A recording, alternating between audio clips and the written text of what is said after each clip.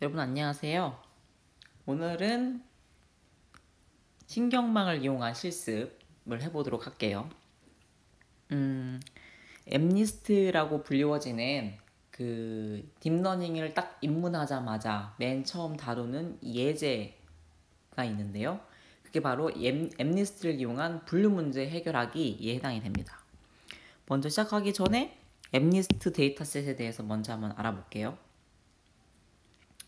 엠니스트 데이터셋은요, 여러분 보시는 것과 같이 이렇게 핸드리튼 숫자예요. 디지트 숫자인데, 즉 0에서부터 9까지의 숫자, 총 10개의 클래스를 가지고 있는 데이터셋입니다. 학습 데이터는 총 6만 개고요. 그리고 테스트 데이터는 총 10,000개예요. 옆에 있는 784라고 쓰여 있는 거는 이렇게 영상 하나가 28 x 28짜리 영상이기 때문이에요. 여러분들이 이렇게 1 쓰고 2 쓰고 하는 그 해상도가 매우 작죠. 28 x 28이라는 겁니다. 실제 이제 여러분들은 영상 데이터를 다뤄본 적이 없을 테니까 영상 데이터가 어떻게 구성되어지는지 살짝 교수님 설명을 해줄게요. 여러분이 이런 흰 종이에 1이라고 하는 숫자를 쓰면요, 나머지 값은 다 0으로 채워져 있는데 1이라고 쓴 부분만 값이 들어가도록 되어 있어요. 일반적으로는 여러분들이 그 모니터를 통해서 살펴보는 색 정보는 0에서부터 255라고 하는 값이 쓰여져 있어요. 잘 보면 총 256가지의 경우수에 해당이 되고, 이거는 2의 8승, 즉 8비트, 1바이트를 가지고 표현할 수 있는 경우수에 해당됩니다. 자, 그래서 이렇게 검정색으로 표현되는 녀석, 그레이 컬러를 갖는 녀석 같은 경우에는요, 이와 같이 아이고, 내가 이렇게 글자를 쓰면 값이 채워져요. 그 값이 보고 있는 것처럼 지금 맥시멈이 1인 값으로 채워져 있고 0.6 혹은 0.5 혹은 0.7 이렇게 되어 있죠. 0에서부터 255의 값을 0에서 1 사이로 정규화한 겁니다.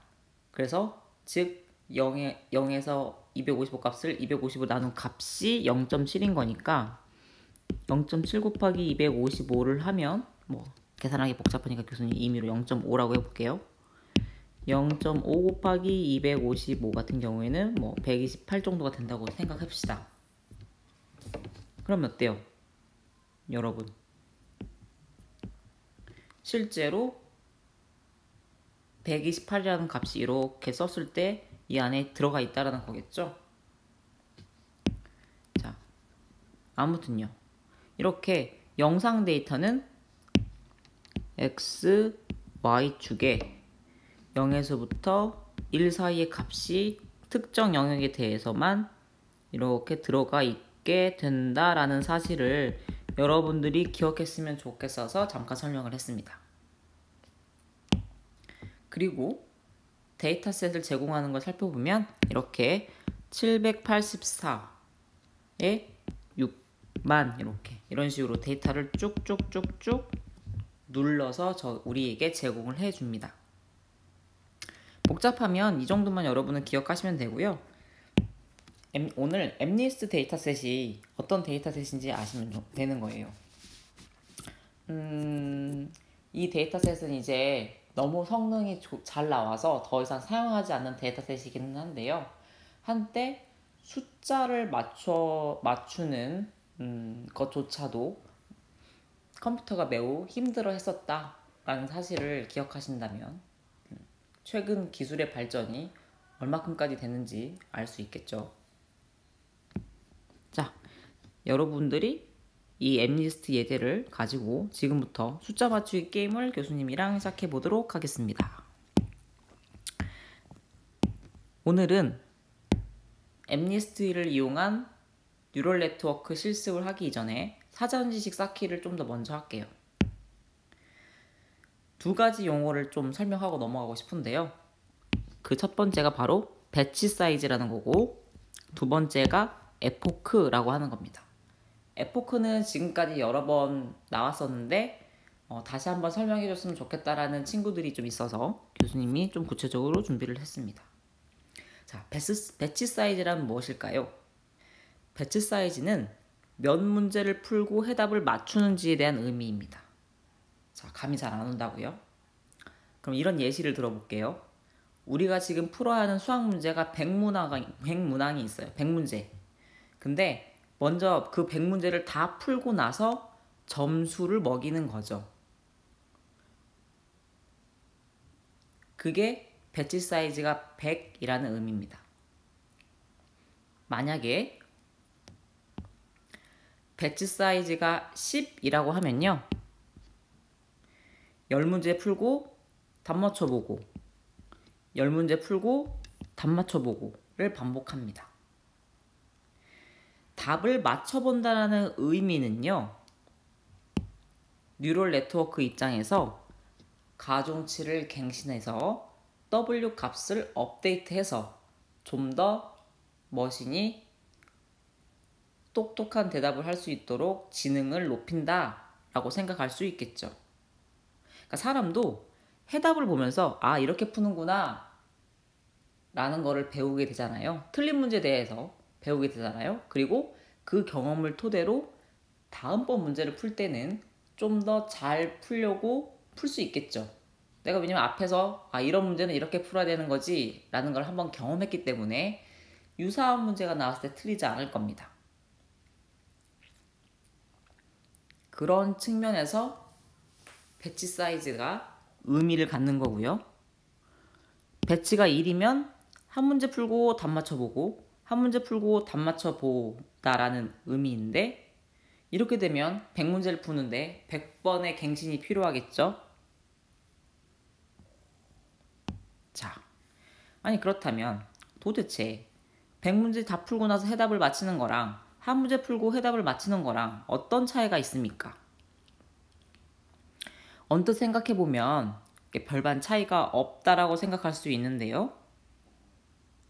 모의고사 한 해분에 비슷한 문항이 있다라고 가정을 하면 배치 사이즈는 100일 때 다 풀어보고 해답을 맞추기 때문에 한 문제를 틀릴 경우 이후 유사 문제를 다 틀리게 될 거예요.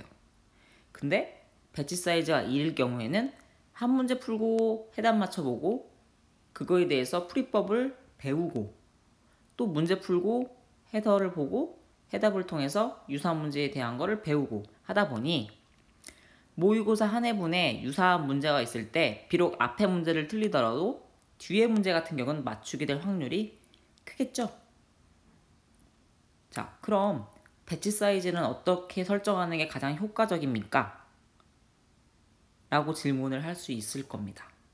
자, 100문항 다 풀고 해답을 맞춰보려면 문제가 무엇이 있는지 다 기억해야 되고 학습을 해야 되는 겁니다.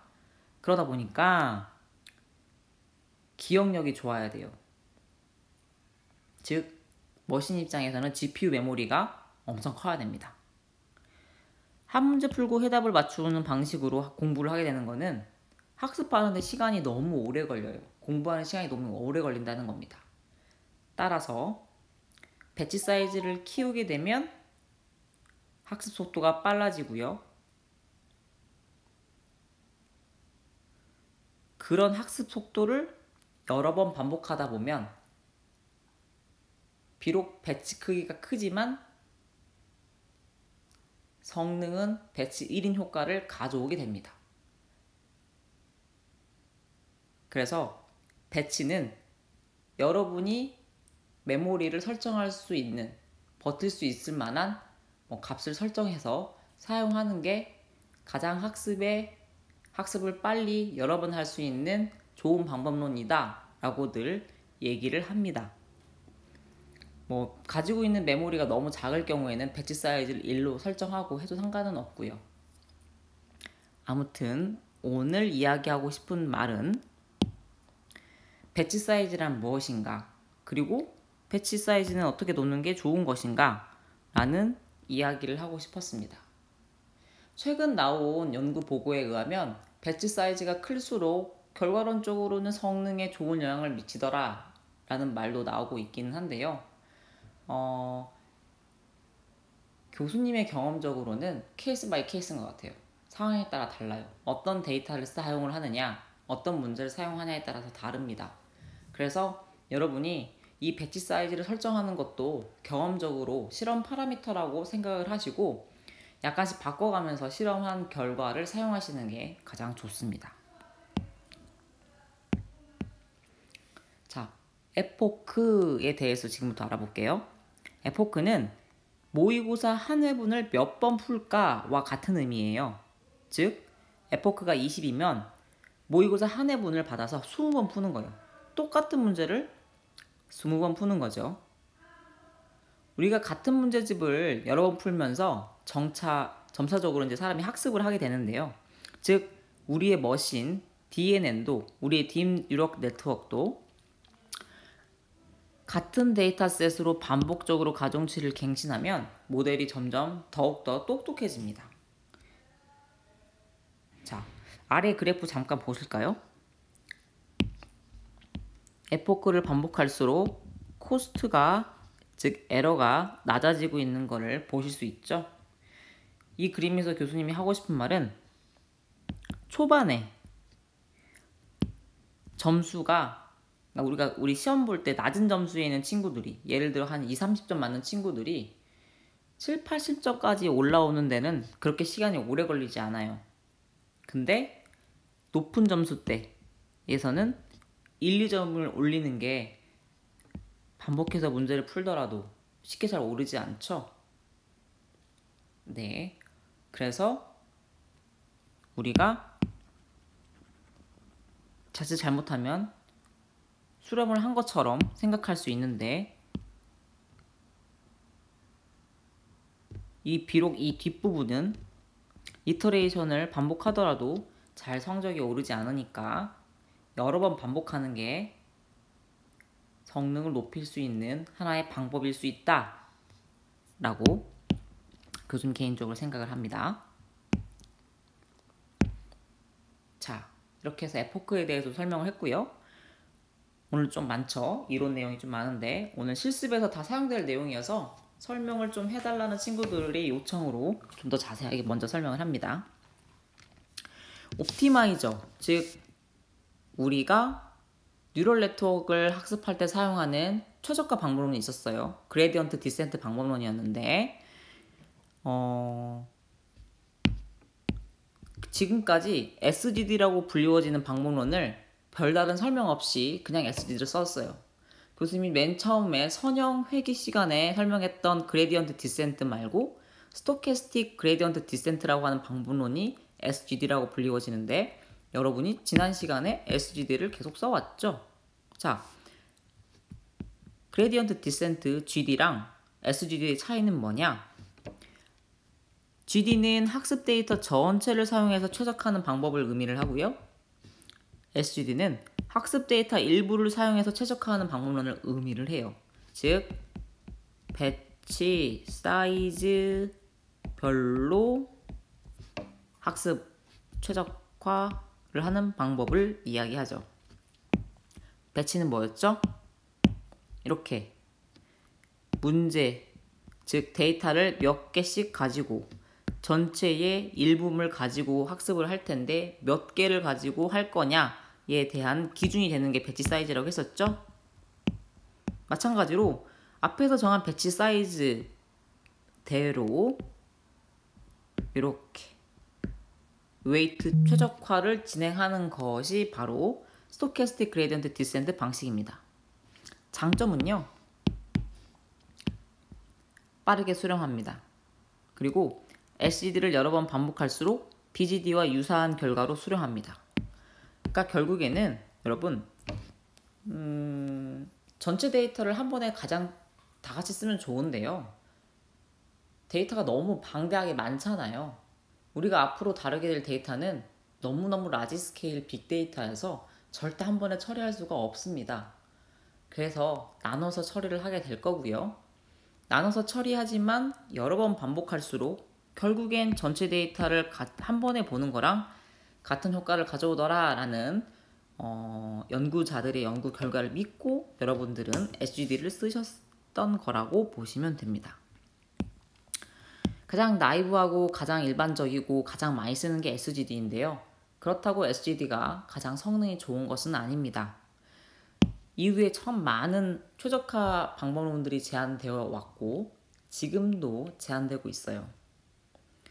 최근 가장 많이 사용하는 알고리즘이 아담이라고 하는 방법론이고요. 오늘 실습 시간에 우리도 아담이라고 하는 방법론을 사용할 건데요. 지금 여러분 보고 계신 게 굉장히 대표적인 방법론들이에요. 다 설명을 하지는 않을 거예요.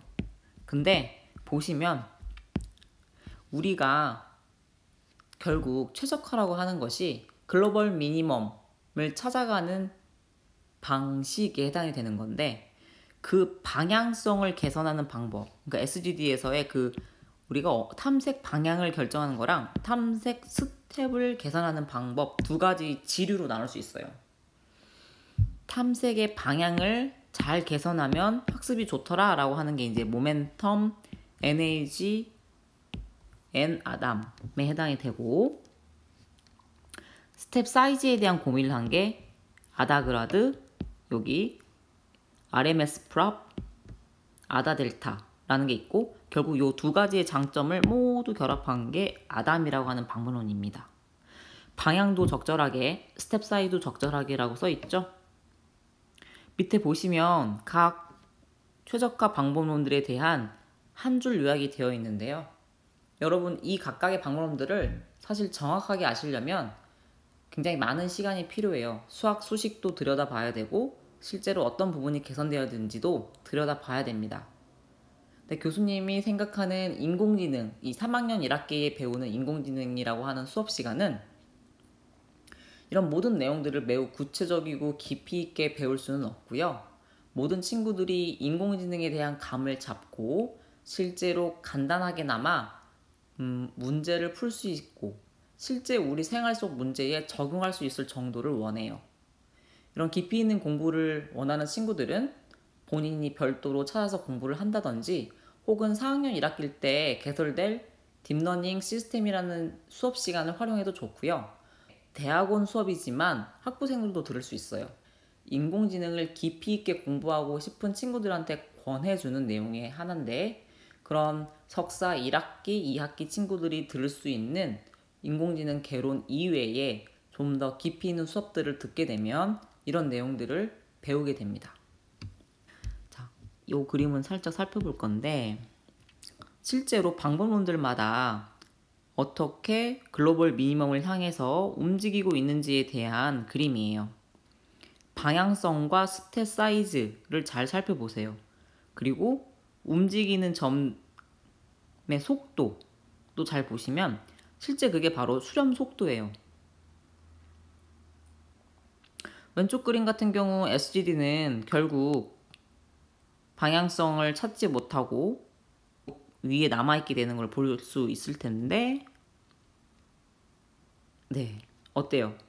각각 옵티마이저들의 장단점이 좀 여러분들 눈에 보이는지 모르겠어요.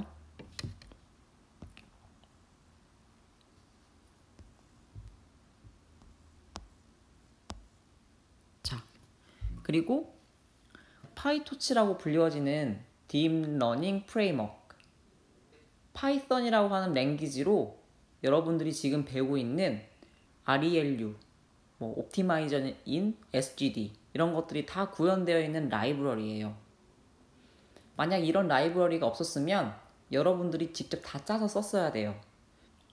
여러분들이 자료구조 알고리즘 시간에 짰던 연결 리스트, 집합, 스택, 큐, 트리 이런 것들은 사실 이미 다 STL 라이브러리라고 불리워지는 것 안에 구현이 다 되어 있어요. 근데 여러분이 자료구조 알고리즘 시간에 직접 알고리즘을 이해를 하고 그 내용들을 짰죠. 매우 어려운 내용들을 여러분들은 배우고 실제로 구현했던 겁니다. 물론 뉴럴 네트워크에서도 그 모든 내용을 다 구현해 보는 건 매우 의미 있고 중요한 부분입니다.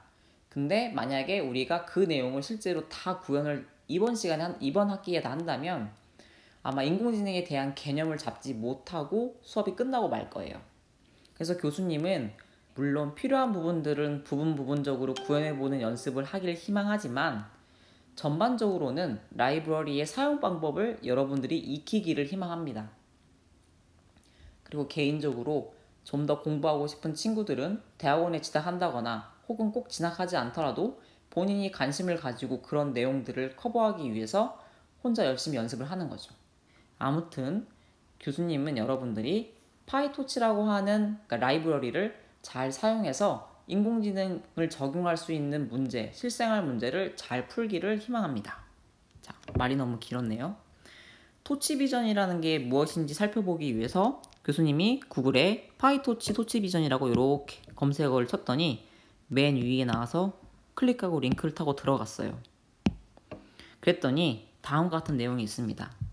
토치비전 패키지는 이렇게 유명한 데이터셋과 모델 아키텍처 그리고 이미지 트랜스포메이션과 관련되어 있는 것들을 포함하고 있다라고 얘기를 합니다. 자, 먼저 토치비전의 데이터셋을 보니까요. 뭐가 많네요. 여러분들은 뭐 다 알려고 하실 필요 없어요. 오늘 배운 거 엠니스트랑 여기 사이파 보이세요? 오늘 교수님이 아까 앞에서 사이파 10이라고 해서 클래시피케이션 문제를 푸는 데이터셋이 있다고 그랬잖아요. 그리고 이 엠니스트는 0에서 9까지의 손으로 써져 있는 영상 분류하는 데이터셋이라고 했잖아요. 다른 데이터셋도 굉장히 많습니다. 여러분들이 해당 데이터셋을 가지고 연습을 하셔도 좋지만 오늘 우리는 손글씨 분류 문제를 교수님이랑 풀 거예요. 자, 교수님이 오늘 준비한 실험인데요. 번호를 쓰다 말았네요. 이게 4번, 5번, 6번인데 서로 우리가 하는 실험의 방향성이 있어요. 교수님이랑 같이 그 방향성을 살펴볼게요. 1번 실험은요. SGD라고 하는 최적화 방법론을 가지고서 숫자 분류를 해볼 거예요. 근데 성능이 아마 오늘 하는 실험 중에서 가장 낮을 겁니다. 1번과 2번 실험을 통해서 SGD보다는 아담 옵티마이저가 분류 문제를 잘 푼다 라는 결론을 도출하고 싶은 거예요. 미리 얘기하면 아담을 사용하면 교수님은 0.77이 나왔어요. 자, 그리고 레이어 하나짜리에서 레이어 3개짜리로 이제 늘린 거예요. 3번 실험은. 앞에는 그러니까 결국에는 퍼셉트론이었는데 뒤가 진짜로 이 뉴럴 네트워크 레이어를 쌓은 DNN에 해당이 되겠죠. 이렇게 해서는 0.94가 나왔고 좀 더 성능이 올랐어요. 레이어를 많이 쌓으니까 확실히 오르네요. 그리고 4번은요. 3번과 4번을 비교하면 초기화 방법이 약간 달라요. 3번은 랜덤 이니셜이었고 4번은 자비의 초기화 방법이었어요. 보시면 초기화 방법만 바꿨는데 성능이 올랐죠. 자, 그리고 5번 실험은 좀 더 교수님이 네트워크를 깊게 쌓았어요. 3개짜리에서 5개짜리로 깊게 쌓았더니 성능이 좀 더 올랐어요. 그리고 6번째에서는 드랍아웃이라고 하는 기법을 넣어 보았어요. 비록 교수님의 실험에서 성능이 오르지는 않았지만 여러분이 앞으로 더 많은 네트워크들을 깊게 쌓아갈 때 다른 데이터셋을 이용해서 깊게 쌓아갈 때 드랍아웃이 없는 5번의 상태는 학습이 안 되는 상황들이 발생을 할 거예요. 그럴 때 반드시 드랍아웃을 넣으면 성능이 오르거나 학습이 되는 안정적으로 수렴하는 모습을 볼 수 있게 될 겁니다. 오늘 실험은 이런 식으로 각각 옵티마이저를 바꾸거나 초기화하는 방법론을 바꾸거나 레이어의 수를 늘리거나 하는 방법으로 성능이 어떻게 바뀌어가는지를 교수님이랑 같이 코딩을 해볼 겁니다.